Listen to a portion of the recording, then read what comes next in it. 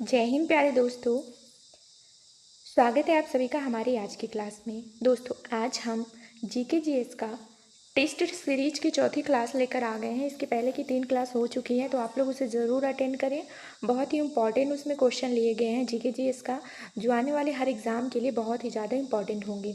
तो ये आज की हमारी जो है वो चौथी क्लास है। इसमें आपका काफ़ी अच्छा प्रैक्टिस हो जाएगा। तो छोटी सी क्लास रहेगी, ज़्यादा लंबी नहीं, तो आप लोग ज्वाइन ज़रूर करें। लास्ट में अपना स्कोर कार्ड भी बताएं। तो चलिए हम जल्दी से आज की क्लास को स्टार्ट कर देते हैं। तो चलिए देखिए, आज का हमारा पहला क्वेश्चन है, निम्नलिखित में से कौन सा 16 महाजनपदों में से एक नहीं था। 4 ऑप्शन है, आपको बताना है। जैसे कि हमें पता है टोटल 16 महाजनपद होते हैं, ठीक। तो हमें बताना है कि 16 महाजनपदों में से इनमें से एक नहीं है, वो हमें बताना है। तो जल्दी से आप बताइए।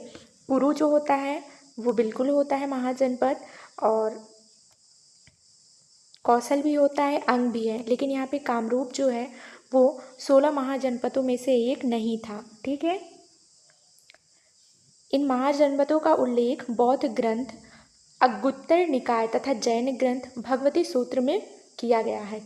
बौद्ध ग्रंथ में देखें तो अंगुत्तर निकाय और तथा जैन धर्म में देखें तो भगवती सूत्र में किया गया है। 16 महाजनपद में आपको जल्दी से बता देती हूँ। तो है अंग है, मगध है, काशी है, वत्स है, वज्जी है, कौशल है, अवंती है, मल्ल है, पांचाल है, चेदी है, कुरु है, मत्स्य है, कंबोज है, सूरसेन, अश्मक और गांधार है, ठीक। ये टोटल 16 महाजनपद हैं। चलिए बढ़ते हैं अगले क्वेश्चन की ओर। तो अगला हमारा क्वेश्चन है, वर्धमान महावीर जैन धर्म के अंतिम और किस नंबर के तीर्थकर थे। वर्धमान महावीर जैन धर्म के अंतिम और किस डॉट डॉट डॉट तीर्थकर थे। तो ये कौन थे महावीर, जो वर्धमान महावीर 24वें नंबर के तीर्थकर थे जैन धर्म के, ठीक है। जैन धर्म के प्रथम तीर्थकर कौन थे, ऋषभ देव थे। कौन थे, ऋषभ देव थे। और आप लोग याद रखिएगा, नीचे से 23वें नंबर के पार्श्वनाथ थे, 22वें नंबर के अरिष्टनेमी थे, ठीक है। चलिए 24वें नंबर के अंतिम जो थे वो थे महावीर जी। नेक्स्ट क्वेश्चन है, अगला क्वेश्चन है, गौतम बुद्ध ने बोध के लिए अपना रास्ता खोजने का फैसला किया और बिहार के बोध गया में डॉट डॉट के पेड़ के नीचे कई दिनों तक ध्यान किया था। किस पेड़ के नीचे ध्यान किया था गौतम बुद्ध ने, तो ये आपको बताना है किस पेड़ के नीचे। तो राइट आंसर हो जाएगा पीपल के पेड़ के नीचे। ऑप्शन ए जो है इसका सही आंसर हो जाएगा। पीपल के पेड़ के नीचे कई दिनों तक ध्यान किया था गौतम बुद्ध ने।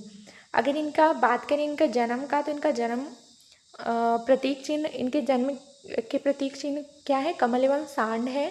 ज्ञान ज्ञान की प्राप्ति जहाँ हुई थी, मतलब उसका प्रतीक चिन्ह है पीपल, बोधि वृक्ष, गृहताग्य घोड़ा प्रतीक चिन्ह है, निर्वाण का पद चिन्ह है, और मृत्यु या महापरिनिर्वाण स्तूप है। चलिए बढ़ते हैं नेक्स्ट क्वेश्चन की ओर। अगला हमारा क्वेश्चन है 52 नंबर का।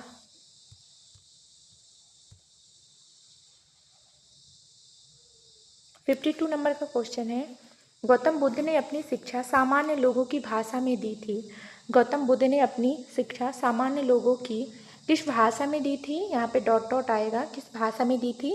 तो राइट आंसर हो जाएगा पाली भाषा में दी थी। गौतम बुद्ध ने अपनी शिक्षा सामान्य लोगों को पाली भाषा में दी थी, ठीक है। चलिए नेक्स्ट क्वेश्चन की ओर बढ़ते हैं। गौतम बुद्ध ने सर्वाधिक उपदेश जो है वो कौशल राज्य की राजधानी श्रावस्ती में दिए थे। कहाँ दिए थे, श्रावस्ती में दिए थे। चलिए अगले क्वेश्चन की ओर बढ़ते हैं। अगला क्वेश्चन है, जैन धर्म के नियमों का पालन करना निम्नलिखित में से किसके लिए अधिक कठिन था। बताइए, जैन धर्म के नियमों का पालन करना निम्नलिखित में से किसके लिए अधिक कठिन था। तो इसका राइट आंसर क्या हो जाएगा, ये हमें बताना है। ऑप्शन आपको दिख रहे हैं। तो जैन धर्मों के नियम का पालन करना सर्वाधिक कठिन जो था वो था किसानों के लिए, ठीक। राइट आंसर सी हो जाएगा, किसानों के लिए सबसे अधिक कठिन था। चलिए बढ़ते हैं नेक्स्ट क्वेश्चन की ओर। तो हमारा नेक्स्ट क्वेश्चन देख लेते हैं क्या है। अगला क्वेश्चन है, बुद्ध शाक्यगढ़ नामक एक छोटे मठ से संबंधित थे और एक डॉट डॉट थे। बुद्ध शाक्यगढ़ नामक एक छोटे मठ से संबंधित थे और क्या थे। तो गौतम बुद्ध जो थे वो एक क्षत्रिय थे, ठीक। राइट आंसर ऑप्शन सी हो जाएगा, ठीक। ऑप्शन सी राइट आंसर हो जाएगा। चलिए अगले क्वेश्चन की ओर बढ़ते हैं। तो अगला क्वेश्चन है, भगवान महावीर ने डॉट डॉट डॉट वर्ष की आयु में घर छोड़ दिया और ज्ञान की तलाश में एक वन में रहने चले गए। कितने वर्ष की आयु में भगवान महावीर ने घर छोड़ा था, ये हमें बताना है। तो भगवान महावीर ने 30 वर्ष की आयु में घर छोड़ दिया था और ज्ञान की तलाश में एक वन में रहने चले गए थे। ऑप्शन ए इसका राइट आंसर हो जाएगा। चलिए बढ़ते हैं अगले क्वेश्चन की ओर। अगला क्वेश्चन है, बोध गया एक महत्वपूर्ण बौद्ध तीर्थ स्थल क्यों है? बोध गया एक महत्वपूर्ण बौद्ध तीर्थ स्थल क्यों है? ऑप्शन से आपको बताना है। तो चलिए देखते हैं इसके ऑप्शन। देखिए आप लोग भी कमेंट किया करो ज़्यादा से ज़्यादा।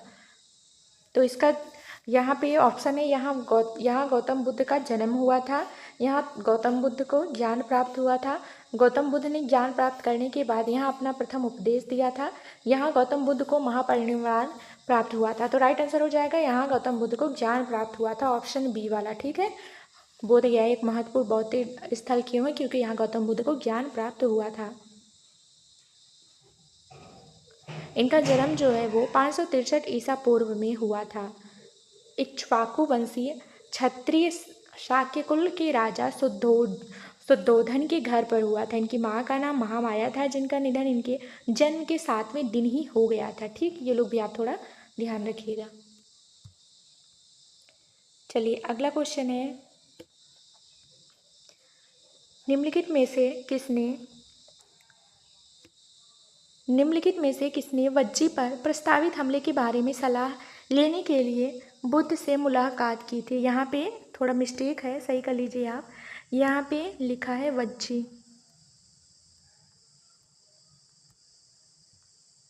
ऐसा होगा। वज्जी प्रस्तावित हमले के बारे में सलाह लेने के लिए बुद्ध से मुलाकात की थी।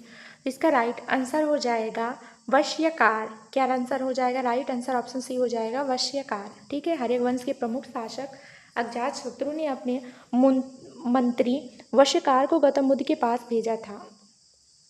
वश्यकार की गौतम बुद्ध से भेंट राजगृह के समीप गृहकूट नामक पर्वत पर हुई थी। ठीक है, चलिए अगले क्वेश्चन की ओर बढ़ते हैं। अगला क्वेश्चन है, जैनियों के दिगंबर संप्रदाय द्वारा पर्युषण पर्व का आयोजन कितने दिनों के लिए किया जाता है? बताइए कितने दिनों के लिए किया जाता है? तो ये 10 दिन के लिए किया जाता है। राइट आंसर ऑप्शन डी हो जाएगा। नेक्स्ट क्वेश्चन हमारा है, बहुत ही ज़्यादा इंपॉर्टेंट क्वेश्चन है। नेक्स्ट क्वेश्चन है, प्रसिद्ध पुस्तक अर्थशास्त्र हमें बताती है कि मौर्य काल के दौरान उत्तर पश्चिम कमलों और अपने सोने एवं कीमती पत्थरों के लिए महत्वपूर्ण था।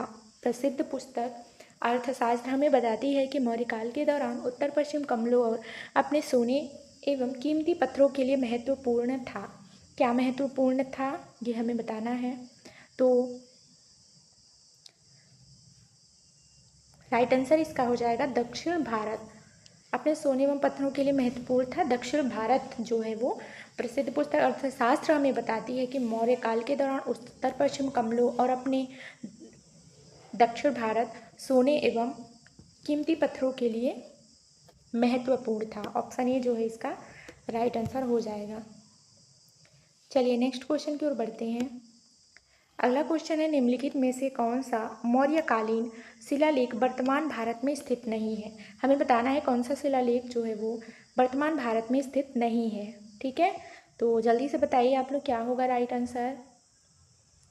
तो कलसी भी स्थित है, पेरनार भी है, यहाँ पे गिरनार होगा। ऑप्शन में थोड़ी सी वो है, टाइपिंग मिस्टेक है, सुधार लीजिए। गिरनार होगा, मस्की होगा, यहाँ पे मस्की होगा। तो क्या स्थित नहीं है? कंधार जो है वो मौर्यकालीन शिलालेख जो है वो भारत में स्थित नहीं है वर्तमान में। कलसी शिलालेख जो है वो देहरादून उत्तराखंड, गिरनार शिलालेख जूनागढ़ गुजरात और मस्की शिलालेख रायचूर कर्नाटक में प्राप्त है। ठीक है, ध्यान रखिएगा आप लोग। चलिए ऑप्शन बी इसका राइट आंसर हो जाएगा, यहाँ पे बी आएगा। चलिए नेक्स्ट क्वेश्चन की ओर बढ़ते हैं। तो अगला हमारा क्वेश्चन है, मौर्य साम्राज्य की राजधानी क्या थी? मौर्य साम्राज्य की राजधानी हमें बताना है, तो ये सभी को पता होगा। मौर्य साम्राज्य की राजधानी पाटलिपुत्र थी। नेक्स्ट क्वेश्चन की ओर बढ़ते हैं। मौर्य साम्राज्य का अंतिम शासक निम्नलिखित में से कौन था? मौर्य साम्राज्य का अंतिम शासक जो था वो था बृहद्रथ। तो राइट आंसर हो जाएगा ऑप्शन ए। ठीक है, इसका राइट आंसर हो जाएगा ऑप्शन ए बृहद्रथ। चलिए नेक्स्ट क्वेश्चन की ओर चलते हैं।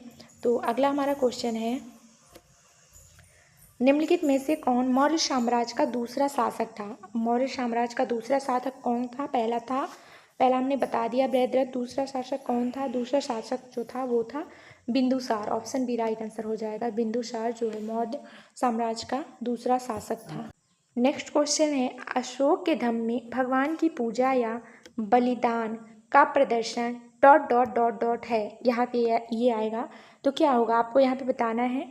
इसका राइट आंसर क्या हो जाएगा, जल्दी बताइए आप लोग। यहाँ पे शामिल नहीं था, राइट आंसर हो जाएगा शामिल नहीं था। दो ऑप्शन है, इसका राइट आंसर हो जाएगा शामिल नहीं था। अशोक के धम्म में भगवान की पूजा या बलिदान का प्रदर्शन जो है शामिल नहीं था। इसका मैं नीचे देखती हूँ और दो ऑप्शन है कि नहीं, तो नहीं है। तो इतने हमारे क्वेश्चन थे आज के प्रैक्टिस सेट में। बहुत ही इजी क्वेश्चन थे, काफ़ी अच्छा क्वेश्चन था। कैसी लगी आप लोगों को क्लास ज़रूर बताइएगा, और लास्ट में अपना स्कोर कार्ड भी बताइएगा। ठीक है, तो अब हम नेक्स्ट क्लास में और भी इंपॉर्टेंट क्वेश्चन लेके आएंगे। आप लोग कमेंट नहीं करते हैं तो ज़्यादा से ज़्यादा कमेंट करिए। अब हम मिलेंगे नेक्स्ट क्लास में। जय हिंद।